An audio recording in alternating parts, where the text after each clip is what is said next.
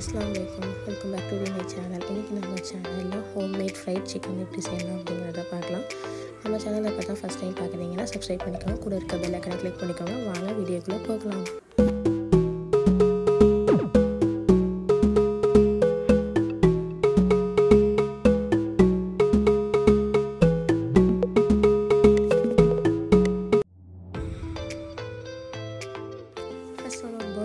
பவுலில் வந்து ஒரு ஸ்பூனை வந்து இஞ்சி பூண்டு பேஸ்ட் எடுத்துக்கோங்க. அப்புறமா ஒரு ஸ்பூன் வந்து ரெட் சில்லி பவுடர் எடுத்துக்கோங்க. அப்புறமா வந்து ½ டீஸ்பூன் வந்து பெப்பர் பவுடர் எடுத்துக்கோங்க.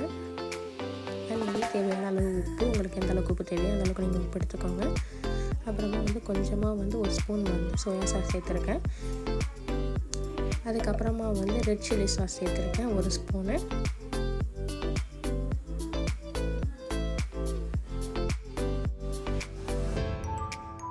அப்புறமா வந்து கொஞ்சமாக வந்து நான் வினிகர் ஆட் பண்ணியிருக்கேன். உங்கள்கிட்ட வினிகர் இல்லை அப்படின்னா நீங்கள் வந்து லெமன் கூட ஆட் பண்ணி லெமன் ஜூஸ் கூட நீங்கள் ஆட் பண்ணிக்கலாம்.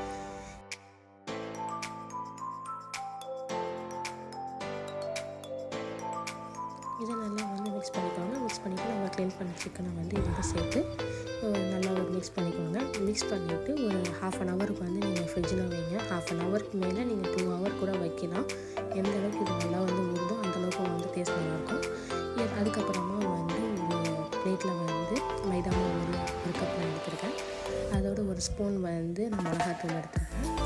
அதோட ஒரு ½ ஸ்பூன் வந்து பெப்பர் பவுடர் எடுத்துருக்கேன். அப்புறமா வந்து கொஞ்சமாக வந்து உப்பு சேர்த்துருக்கேன். இது சேர்த்து நல்லா வந்து மிக்ஸ் பண்ணிக்கோங்க. மிக்ஸ் பண்ணதுக்கப்புறமா இதை தனியாக எடுத்து வச்சுருங்க. இப்போ ஒரு பவுல் எடுத்துக்கோங்க. ஒரு பவுல் எடுத்து இதில் வந்து ஐஸ் க்யூப்ஸ் வந்து நான் சேர்த்துருக்கேன். உங்கள்கிட்ட ஐஸ் வாட்டர் இருந்துச்சுன்னா நீங்கள் ஐஸ் வாட்டர் சேர்த்துக்கோங்க. ஐஸ் க்யூப்போடு சேர்த்து இப்போ வந்து நான் வந்து வாட்டர் ஆட் பண்ணியிருக்கேன். வாட்டர் ஆட் பண்ணி இது வந்து தனியாக வந்து எடுத்து வச்சுக்கோங்க. இப்போ வந்து நம்ம மேரினேட் பண்ண சிக்கனையும் வந்து எடுத்து வச்சுக்குவோம்.